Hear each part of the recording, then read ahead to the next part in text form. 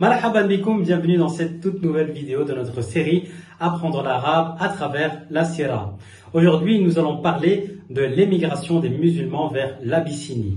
C'est parti. Alors pour rappel, le prophète Mohammed ainsi que ses compagnons vont subir énormément de persécutions des Quraysh. Le prophète n'aura pas de solution pour pouvoir protéger ses compagnons. Il va donc leur proposer de partir dans un pays qui s'appelle l'Abyssinie. En arabe, l'Abyssinie se dit El-Habasha. Le roi qui était là-bas porte un titre. Comme on avait à la même époque chez les Romains, on avait César qui régnait sur les Romains. Et là, l'homme s'appelle le Négus. En arabe, on va dire Najashi. Et le prophète a dit qu'il régnait avec justice. Et la justice, en arabe, on va dire El-Adl. Avant de continuer, on va quand même faire un peu de géo et se poser la question à quoi ressemblait la péninsule arabique au 7e siècle. Alors, au nord, on avait Sassaniya. Ce sont les Sassanides, ce sont les Perses qui étaient de ce côté-là, l'actuel Iran. Si maintenant on va plus au sud, on a le royaume de Himyar. Le royaume de Himyar, c'est l'actuel Yémen. À l'est, on va avoir El-Manadira. C'est les Lakhmides qui étaient sous la protection des Perses. Si maintenant on va à l'ouest, on va avoir Ar-Rum el-Byzantiyoun, donc les Romains de Byzance, et nous allons avoir El-Habasha, l'empire abyssin, c'est-à-dire l'Abyssinie, qui aujourd'hui est l'actuelle Éthiopie. Alors, les personnes qui vont partir en Abyssinie, ça va être un groupe d'à peu près 15, 16, 17 personnes selon les versions qu'on va avoir. Parmi eux, on va compter des plus grands compagnons, tels que Uthman ibn Affan, radiyallahu anhu, Zubayr ibn al-Awwam, radiyallahu anhu, Abdurrahman ibn Auf, radiyallahu anhu, et Salama radiyallahu anha. Donc ce petit groupe va partir en Abyssinie et ils vont pouvoir vivre tranquillement là-bas leur religion. Au même moment, ce qu'on va avoir à la Mecque, c'est le prophète qui va recevoir les derniers versets de la sourate An-Najm, la sourate l'étoile. Lorsque le prophète va les recevoir, il va aller dans le sanctuaire près de la Kaaba et il va commencer à lire les versets de cette sourate-là. Et lorsqu'on arrive à la fin de cette sourate, Allah subhanahu wa ta'ala nous invite à nous prosterner en disant Fasjudu lillahi wa'budu.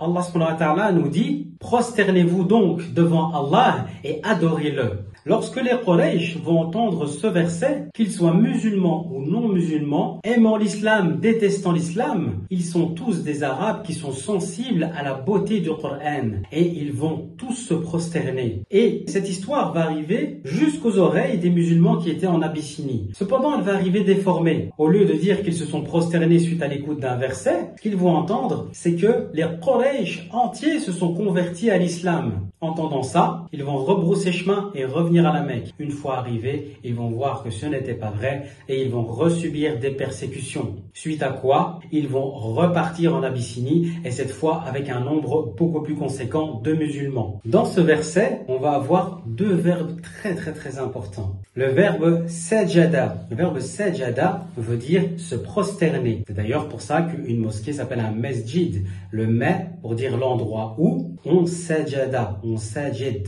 l'endroit où on se prosterne. Et le deuxième verbe qu'on va retrouver dans ce verset, c'est le verbe abada, le verbe adorer. D'ailleurs, un temple, un endroit où on fait des adorations, on appelle ça un ma'bad. C'est l'endroit, le ma, l'endroit où on abad. C'est un temple. Il faut bien se dire que voir autant de personnes qui quittent la Mecque était perçu comme une honte pour les Quraysh. Pour la simple et bonne raison que ceux qui partent, ce sont des Qurayshites eux-mêmes. Ils voulaient ramener ces gens rapidement à Quraysh pour que cette histoire ne se répande pas dans la péninsule arabique et que ce soit la honte pour eux. Alors, pour le mot honte en arabe, on va utiliser Arun. Il y a un autre mot qui existe aussi, c'est Khojal. Khojal, c'est plutôt un sentiment de gêne et je me sens pas bien et de timidité, je suis pas à l'aise. Et le petit dernier, c'est Hashuma, mais ça c'est utilisé seulement au Maghreb. Donc ils vont envoyer deux émissaires, deux personnes pour pouvoir demander au roi de les ramener de gré ou de force à la Mecque. Les deux personnes vont être Amr ibn al-As et Rabi' ibn Rabi'a. Ces deux personnes étaient connues pour leur éloquence et pour leur intelligence. Et ce n'est pas pour rien qu'on les avait envoyés. Alors pour arriver à leur fin, quel était le plan de nos émissaires? Premièrement, c'était apporter des cadeaux au Najashi. On sait qu'il aime énormément les potanés, ils vont en apporter plusieurs. Ils vont d'abord parler aux évêques pour s'assurer d'avoir leur soutien. Lorsqu'ils vont aller voir le Najashi, leur plan sera de lui dire « Des gens parmi nous sont venus dans ta terre pour pouvoir détourner les gens de chez toi de leur religion comme ils ont essayé de le faire chez nous. » Et évidemment, leur plan là, c'était que le Najashi, les évêques crient au blasphème et ils les renvoient aussitôt à la Mecque. Tout d'abord, savoir que les émissaires espéraient que sans même avoir parlé aux musulmans, le Najashi décide de les renvoyer à la Mecque. Le Najashi, on a dit que c'était quelqu'un de juste, adl. Donc, il va d'abord dire « j'aimerais les entendre avant de prendre ma décision ». Les musulmans vont venir et c'est Ja'far, le cousin du prophète alayhi salatu wassalam, qui va prendre la parole et qui va expliquer l'islam. Et en entendant ça, le Najashi va dire qu'il ne veut pas renvoyer des gens qui ont préféré son voisinage au voisinage de leur propre tribu. À la deuxième audience, lorsqu'ils vont parler de Isa, que va faire Ja'far? Il va tout simplement lire les versets de Coran et de la sourate Maryam, la sourate qui parle de Marie et de la naissance miraculeuse de Jésus. Et en écoutant ça, le Najashi va se mettre à pleurer et va dire que ce qu'ils ont dit de Jésus est la pure vérité. Et il va refuser de les renvoyer. Les musulmans vont pouvoir vivre en paix en Abyssinie, tandis que les deux émissaires vont rentrer à la Mecque sans eux. Le Najashi, lui, va se convertir à l'islam.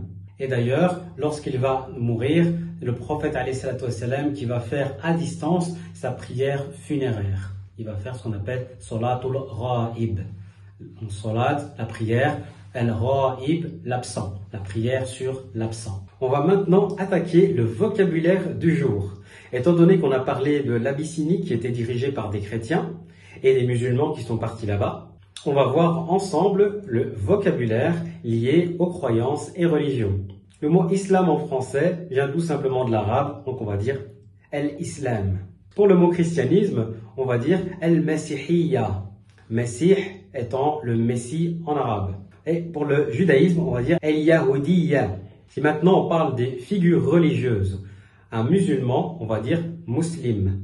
Au pluriel des musulmans, on va dire muslimoun. Au féminin, on va dire muslimah. Et au pluriel, on va dire muslimat. Un imam, en français, ça vient de l'arabe, on va simplement dire imam. Et un savant, on va dire alim. Maintenant, pour un prêtre, on va dire kahin. Pour un moine, on va dire rahib. Et pour une nonne, une religieuse chez les chrétiens, on va dire rahibah. Un chrétien va se dire mesihiyun. Une chrétienne, on va dire mesihiyatun. Dans le judaïsme, pour un rabbin, on va dire haramun. Et pour un juif, on va dire yahudiyun. Et pour une juive, on va dire yahudiyatun. Maintenant, si on parle des lieux de culte. Alors, pour les musulmans, on va voir la mosquée. En arabe, on va dire masjid. Et sachez que ce n'est pas faux, on peut aussi dire avec une fatha à la fin, masjid. C'est tout à fait correct, même si c'est plus rare. Pour une salle de prière, qu'elle soit à l'extérieur, qui n'est pas liée à une mosquée, on va parler de musalla. Pour une église, on va dire kanisa. Pour une synagogue, on va dire kanis. Et pour un temple, de manière générale, on va dire ma'bad. Voilà, c'est tout pour aujourd'hui. Demain, nous parlerons de la conversion à l'islam de deux personnes importantes. On va parler de Omar ibn al-Khattab, radiyallahu anhu, et Hamza ibn Abi Talib, radiyallahu anhu. Ma'as salama.